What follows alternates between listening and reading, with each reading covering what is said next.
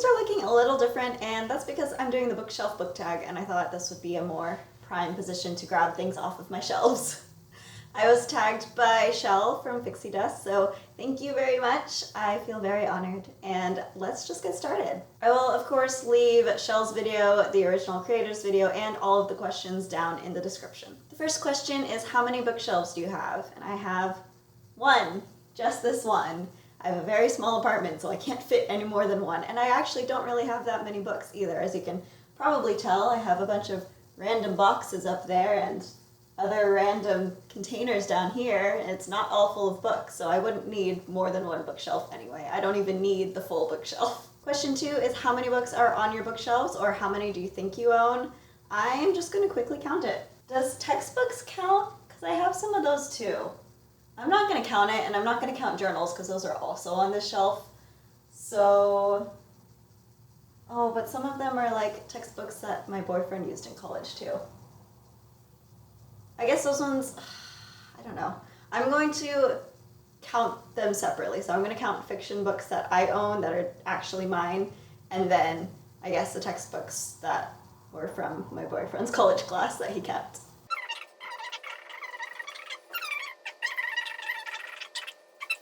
So 46 fiction books, or 46 of my own books, technically. I have 3 library books on my shelf right now because that's just where I store them. I also have, I guess, 4 books from my boyfriend's college class, and then 2 yearbooks and 5 cookbooks down at the bottom shelf. So around 50-ish, I would say. Question 3 is, how do you organize your books? I just do whatever fits, honestly. I don't really have that much that I need a full organization system, so I've just rude. I've kept series together, and I've tried to keep like sizes pretty much the same. So I have like these small mass market paperbacks all in one stack, then my box sets and my fruits basket series and stuff. So there isn't really any method to the way that I organize anything. It's just however it fits and looks presentable. Question 4 is, what is the oldest book on your bookshelf? And I know when I watched Shell's video, she didn't know whether this meant, oh my god, this stupid car. When I was watching Shell's video, she wasn't sure if this question meant oldest written or the oldest that you acquired on your bookshelf, I guess. I don't really know which way this question's going either. Technically, because I moved into this apartment like 2 years ago, all of these books basically came in at the same exact time, so there isn't really an oldest. As far as oldest that I acquired in my life, I wonder what that would be. The thing is, when I moved here, I brought basically the books that I hadn't read yet, and they were all pretty new. So I don't know what would actually be the oldest. I guess technically the oldest that I acquired would be Paradise Lost by John Milton, because I think I bought this in high school and then I didn't read it. I don't even know why I bought it in high school. I think someone told me to, and I did for some reason. I haven't read this. I don't know when I'm going to read this. I never had to study it in class because I was not an English major, so I didn't have literature classes in college. So I don't know, I guess this would be the oldest. It's probably also the oldest written. When was this published? Or, I guess, when was it written? 1608. Is that before Shakespeare? Because I also have one Shakespeare book on here, which is The Twelfth Night. When was this? Well, this version is 1993, but that doesn't tell me when this was written. I have no idea. I should know that because I have taken a Shakespeare class. Either way, these would probably be both the oldest written and the books that I've had the longest on my shelves. Question 4 is, what is the newest book on your bookshelf? And again, don't know exactly what newest means. Newest accumulated would, I mean, does library books count? Because I took these out like last week or something. But those aren't mine, so they're not permanently on my bookshelves. They just happen to be on my bookshelves right now. I guess the most recent book that I bought would be my 2 Fruits Basket volumes, which I will grab. Ah! Everything's falling. I'm not surprised. I have so much crap on my bookshelf.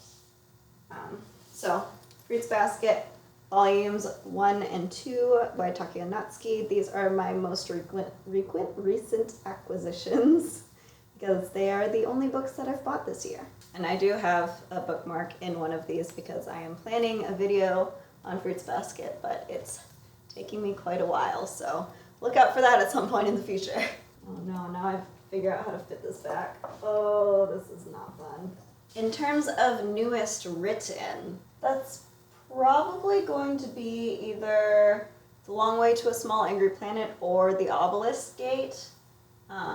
Let me just check that real quick. So, The Long Way to a Small Angry Planet by Becky Chambers.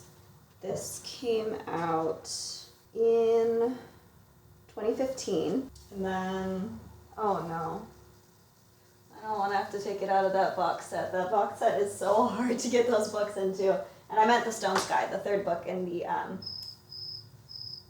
5th season series. That's what it is. I feel like it was probably that one. I have a feeling that that one came out after 2015. So I'm going to go with that and not take it out of my bookshelves because that's going to be really, really hard. Other than that, I mean, there's also my library books because I currently have The Trail of Lightning, which I think came out last year, I'm pretty sure. Yeah, 2018. So this would technically be newest, I think, but it's not my own book, so I guess that doesn't really count. Question 6 is, what is the longest book on your bookshelf? I have a feeling that's going to be Brandon Sanderson because it's looking the chunkiest. Let's see. Ugh. I'm going to break like everything on this shelf. The Way of Kings by Brandon Sanderson. This is 1,252 pages. I don't think I have anything else that's going to beat that. Maybe Name of the Wind, but even that I don't think is more than 1,200 pages. This is a chunky book. Why do I have so many small things on my shelves? This makes it really hard to grab anything. I mean, to be fair, I don't normally need to grab things because most of the books on this shelf I've already read. So it's mainly for decoration, but oh well. I will just quickly check Name of the Wind because I want to torture myself and move more things around. This one is pretty thick as well. This is real big. This one is, it's so beautiful. I have not read this copy yet. I plan to reread it. Oh yeah, no. This is like 700 pages. There's no way. Why is this so big if it's 700 pages and the other one's basically this size but 1,200 pages? That's ridiculous. Oh, this is such a beautiful book. I'm definitely going to read this version when the third book is announced. Technically, I think it's still said that it's going to be released next year, at least on Amazon, but I'm not sure. I haven't heard anything from any of my fantasy news sources, so we'll see. I hope it comes out next year. That would be amazing. And then I would be rereading this and rereading the other one, and I don't have a copy of The Wise Man's Fear yet, so I need to get one. But if they do another collector's edition like this one or anniversary edition, then I should probably wait for that, but I don't know. We'll see. We'll see when the third book ever gets announced. Question 7 is, what is the shortest book on your shelf? I'm going to guess it's either going to be Harry Potter or technically Harry Potter y la Piedra Filosofal because I think that one's shorter than the English one that I have, or the William Shakespeare version of Star Wars, which I also have, which is actually technically a gift from my boyfriend, but he doesn't read, so I have it and I'm going to read it at some point, but I'm not a huge Star Wars fan, so I don't know which one this is either. Verily, A New Hope. I got this when I went to London, and I picked it up for him because I was doing a Shakespeare course in London, but he's never read it because he doesn't love me. That's not true. He does love me. All right, 171 pages in this one. And then how much does my copy de Harry Potter en Español have? This is 300 pages? Okay, it's like 259 pages, but it's so thin. Wow. All right. Yes, I have Harry Potter in Spanish, and I'm going to make a video about reading in another language some point in the future. I saw Rocky's video in Spanish recently, and it's very motivating, so I'm probably going to make my own video in Spanish at some point in the future. I'm not sure when. I do want to reread this book. I've read it through all the way once, but I want to reread it and get back into Spanish because I haven't been studying recently because I have so much other stuff going on, which is why this video is probably going to be put off a bit because I need more time to dedicate it to it than I currently have. But that's also coming in the future. And I'm just like carrying this. This is actually a little super like glaring, but it has a little Marauders map on it. It's super cute. I have a bunch of what is it called? Pocket watches all over my shelves, which actually I think will come up later in this tag. Question 8 is, what is the predominant genre on your shelf? And I think it comes as no surprise that it's fantasy. I'm pretty sure most of this is fantasy. I see one that is not. Oh, I forgot to put my other book back. Where'd it go? Oh, this one. I knew that. I guess I have technically like 2 Shakespeare books and Paradise Lost, so I have like 3 classics on here, and then 2 contemporary. I totally forgot that I have some books up at the top over here because that's my stack of books that I am going to get rid of. So I guess I have 2 contemporaries, and then the textbooks that my boyfriend used for his college course on the Beatles. So I guess those ones are also not fantasy, but for the most part, literally everything I own is fantasy. I have 1 sci-fi. And that's it. So that's not really surprising considering my reading tastes. Question 9 is, have you done a bookshelf tour? No, I haven't done a tour of this bookshelf just because it's literally just the 2 shelves that you can see in all of my videos, so I don't really see the point in doing a bookshelf tour. I did, however, do a tour for my childhood bookshelf, so I went home recently to the home I grew up in and the room I grew up in, and I have 3 floating bookshelves on my wall there that has a lot of my older books. And I did a tour of those books recently. I'll link it up in the cards. It's getting really hot in here. It's been really cold recently. It's actually becoming fall, which is amazing and I love it, but like standing here in a sweater, it makes it very warm. Question 10 is, go on a random number generator and talk about the book that corresponds with that number. So I'm going to go to my computer, which is right here recording my audio. So un minuto. All right, let's set it from, I guess, 1 to, what did I say, 46? I'm gonna go 1 to 46. And I got 3, so 3 would be over here.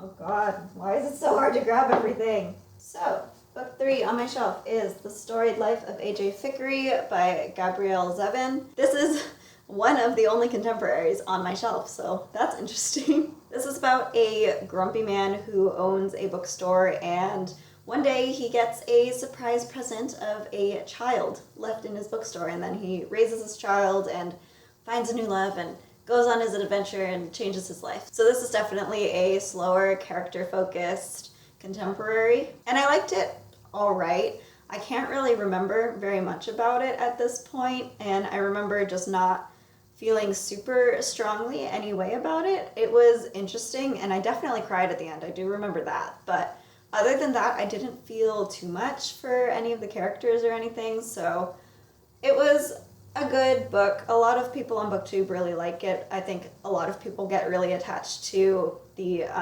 bookstore atmosphere and owning your own bookstore because on BookTube, we love books. And a lot of people's dreams is to own a bookstore, or their fantasies maybe, if not their aspirations. So I understand that. I can see it's a very interesting story. There's a bit of like a mystery aspect to it, if I remember right. But it's not one of my favorite books, but it's also not a terrible book. It's a pretty decent light book if you're in the mood for something just really sweet and you don't have to think too hard about it. Question 11 is, do you have any fan merch or decorations on your bookshelf? And yes, I've been struggling with it the whole video. It's not really fan merch, I don't think. I mean, I do have Chocolate Frog, which I guess would be like Harry Potter fan merch. It's still in the plastic, so it's kind of really shiny, but there is a chocolate frog in here. I haven't eaten it. I don't know why. I don't think I really want to eat it at this point. It's kind of, oh, it was from last Christmas, so yeah. It's been a while and I don't think I want to eat it. So it's just sitting there. I should probably take off the plastic though, because it like reflects in videos or not. Whatever. I have random candles because I have a lot of candles. So I have, of course, Bath and Body Works, and then a pumpkin candle. I think this is from Target or something. I don't know. It smells like pumpkin pie and it's great. I have another candle here. I have this witch bird because Target does these amazing birds I've seen them for Christmas. I actually have like 2 up at the top of my bookshelf. What the heck is on my hand? Where did that come from? Oh my god. What did I touch? The candle? Is this from the candle? Oh my god, it is. I put my hand in the candle to like lift it. Okay, I need to like wash this. Hold please. What the heck? Wow. Alright, all better. Not doing that again. That was ridiculous. Okay, yeah, anyway, Target has these birds. We found Halloween birds, had to buy them. So there's one on my shelf, there's one on our dining table, and then we have our Christmas ones up at the top of the bookshelf that you can't see right now. And then I have pumpkins, also from Target because it's fall time and Halloween's coming. So pumpkins are all over our apartment, including my bookshelves. What else do I have? I have a mug that also has a pumpkin in it. It's really pretty, but because of all of this like gold foiling and stuff, it's not dishwasher safe, and I am too lazy to hand wash all of my mugs. So I'm using it to hold bookmarks and a pumpkin. And then I also have, this is really cute, the film strips from the Ghibli Museum. So they actually have, I don't know, oh yeah, you can see. Wait, let me try and get light somehow. Yeah, so it has little bits of film strips from Ghibli movies, and these were our tickets into the museum in Japan. So it would be really hard to tell, but oh, I guess over there would work. Yeah. So this one's Ariete, and then I don't know what this one is. Ponyo maybe? But it's really cute. I keep all my bookmarks in here. I only have one right now because for some reason they're like all over my apartment right now. I don't know why. I have it in one book that I'm reading, and then I guess I also have it in like my GRE book, which is not fun at all, but yeah. So I keep that over here. And then I just have a million pocket watches. So I collect pocket watches when I travel places, or I try to. So I have a bunch here. I used to wear them as necklaces, but these things are like freaking heavy. So I've stopped doing that recently, but you can tell, because again, like I have a chain to wear it as a necklace, and I will still do that sometimes, but like more likely it's just sitting on my shelf. So this one's New York. I showed you Harry Potter already. I have that with my Harry Potter section. I have this one, also still on its chain. So this one is Doctor Who. It's actually like Gallifrey, what is that? That writing system with circles, Gallifreyan writing. I learned how to write in it in winter break. No, it was right before winter finals in my first year of college, and I was just literally getting a bunch of my neighbors in my dorm to just sit on the floor in the hall and learn how to write in this ridiculous language, literally the weekend before finals. So I don't know what we were doing. Obviously we weren't too stressed, so, or maybe we were coping with the stress. I don't know, but it was fun. So I have a little Gallifrey pocket watch, and I guess because these fell, I'll also talk about these. I have my 2 babies, 2 of my babies at least. When I was in Japan, I bought a bunch of Fruits Basket merch, of course. So these were some freebies that came with it, and they were too adorable, so I had to put them up. But I need to find like a better way to put them up because they're just like sitting on top of my books, and they fall off all the freaking time. So I need to find a better method, but at the same time, like I don't want to put glue on them or anything, so I don't know. If you have an idea, let me know because I'm sick of picking them up off the floor. Oh, and the last pocket watch I have was actually not from anywhere, but it looks really cool. This was a gift from my boyfriend in college. So, oh, speaking of, welcome home. And then the last decorative thing I have is this little koi fish. It's really cute. And you can tell I like fish because you can see the fish tank here. That is the last of it. I guess if you count the lights as well, that's it. That's all of the decorations on my bookshelf. So then question 12 is to show us your bookshelf. So I'm going to quickly flip this around. So at the top, like I said, I have those two birds, those two Christmas birds from Target. There's a chef's hat that I bought, again, from my boyfriend in France when I went to Paris. Then we have a shelf literally just dedicated to boxes, because that's the kind of person my boyfriend is. So we have all of our tech boxes up there. Going down, we have the books on the left are the ones that I want to give away and get out of my collection. I have a mug. I have a cookie from a wedding. I have a fan from Japan that has a Gretzko. And behind that is a bunch of candles. And the big box in front is actually a board game. And then those books on the right are a combination of my boyfriend's college books for his Beatles class, some journals, and a Japanese textbook. And then going down, this is crooked for one. This is the shelf that's normally behind me and my videos. So it has most of my books and everything that I just went over as far as decorations. And then same for down here. Wow, this is so crooked. Why am I so bad at this? So that's also the one in my videos. I went over everything there too, and then the library books in front.